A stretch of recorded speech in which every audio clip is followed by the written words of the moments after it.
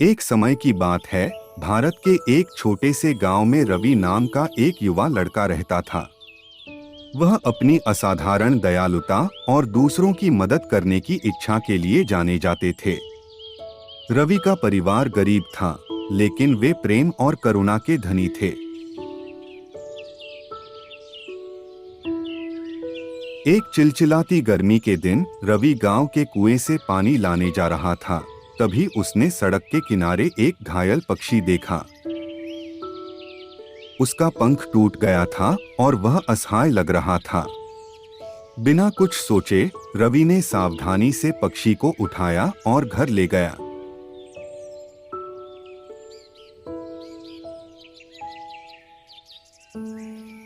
रवि की मां सीता एक देखभाल करने वाली महिला थीं।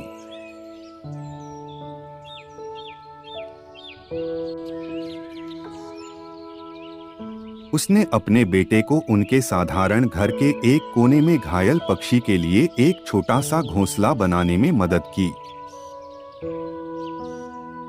रवि और सीता ने पक्षियों की जरूरतों का ध्यान रखा, भोजन और पानी उपलब्ध कराया। दिन हफ्तों में बदल गए और धीरे धीरे पक्षी का पंख ठीक हो गया।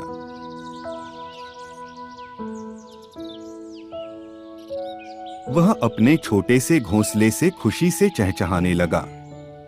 एक दिन जब पक्षी फिर से उड़ने के लिए काफी मजबूत लग रहा था, रवि ने धीरे से उसे अपने हाथों में पकड़ लिया और खुले आकाश में छोड़ दिया। पक्षी पहले तो झिझका, फिर पंख फड़फड़ाया और हवा में उड़ गया। रवि ने खुशी से देखा जब पक्षी एक बार फिर आजाद होकर उड़ गया।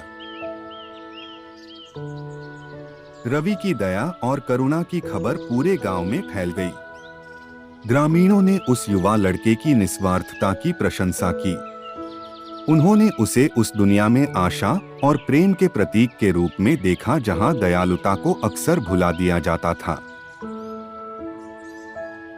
एक शाम आनंद नाम का एक बूढ़ा व्यक्ति रवि के परिवार से मिलने आया।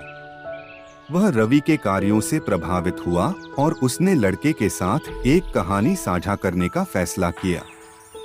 आनंद ने एक प्राचीन कथा के बारे में बात की जिसमें पास के जंगल में गहरे छिपे हुए खजाने के बारे में बताया गया था।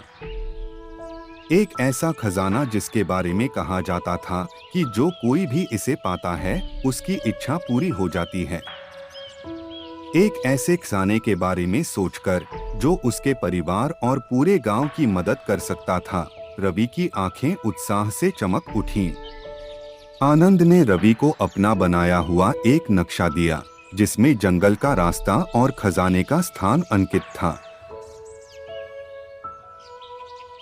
उन्होंने रवि को चेतावनी दी कि यात्रा आसान नहीं होगी और जंगल खतरों और चुनौतियों से भरा है। अगली सुबह रवि ने कुछ भोजन और पानी पैक किया, अपनी माँ और पिता को अलविदा कहा और खजाना खोजने के लिए अपने साहसिक कार्य पर निकल पड़ा।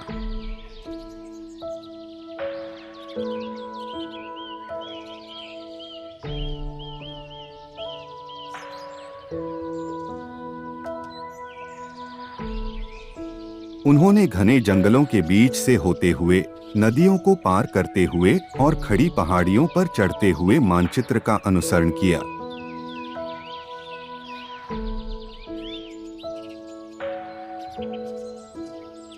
रास्ते में उनका सामना जंगली जानवरों से हुआ, लेकिन रवि की दयालुता और साहस ने हमेशा उन्हें बाधाओं पर काबू पाने में मदद की। वह अपना भोजन भूखे जानवरों के साथ साझा करता था और जरूरतमंद प्राणियों की मदद करता था। जैसे ही रवि ने अपनी यात्रा जारी रखी, उसकी मुलाकात एक बुद्धिमान बूढ़े ऋषि से हुई जो एक शांत तालाब के किनारे ध्यान कर रहे थे। ऋषि ने रवि के दिल में अच्छाई देखी और उससे कहा कि वह सही रास्ते पर है।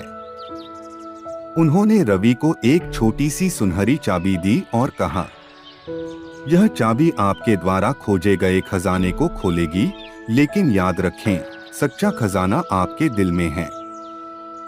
रवि ने नए दृढ़ संकल्प के साथ अपनी यात्रा जारी रखी। अंत में वह जंगल के बीचों बीच पहुंच गया और उसे एक छिपी हुई गुफा मिली।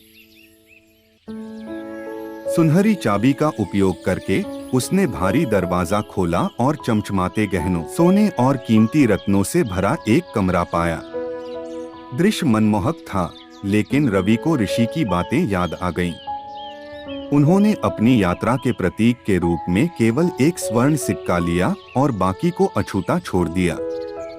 रवि को एहसास हुआ कि असली खजाना गुफा में मौजूद धन नहीं बल्कि वह प्यार और करुणा है जो उन्होंने जीवन भर दूसरों के साथ साझा किया था।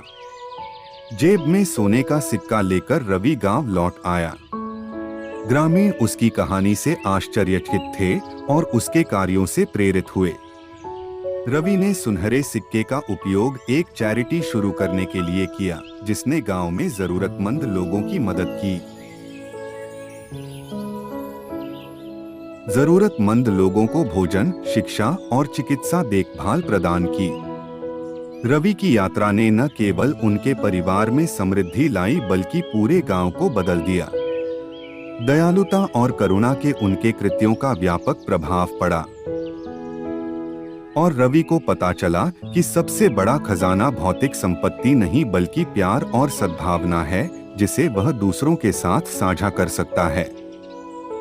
उस दिन के बाद से रवि का गांव दयालुता और उदारता का प्रतीक बन गया, जिसने सभी को याद दिलाया कि सच्ची दौलत किसी के दिल की अच्छाई में निहित है। और रवि आशा और प्रेम की किरण बने रहे और साबित किया कि दयालुता का एक भी कार्य दुनिया को बदल सकता है।